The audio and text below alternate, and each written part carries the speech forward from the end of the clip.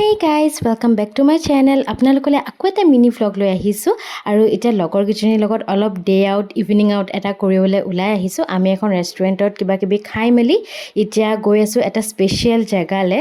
So বলকচোন আমাৰ লগতো আপোনালোকো গৈ থাকক আৰু যেহেতু ফ্ৰেন্ডছৰ লগত সৰুকে হলেও জাৰ্নি এটা বহুত ভাল লাগে নহয়, সেইকাৰণে অকন ভাবিলো আপোনালোককো দেখাই দিওঁ। এয়াটো ডিপি ৰাগৰ মেলাখন আৰু এতিয়া আমি কলৈ আহিছো জানেনে? Cotton university. একচুয়ালি আমি হৈছো ইয়াৰ x student. After 5 years, we are back to our college.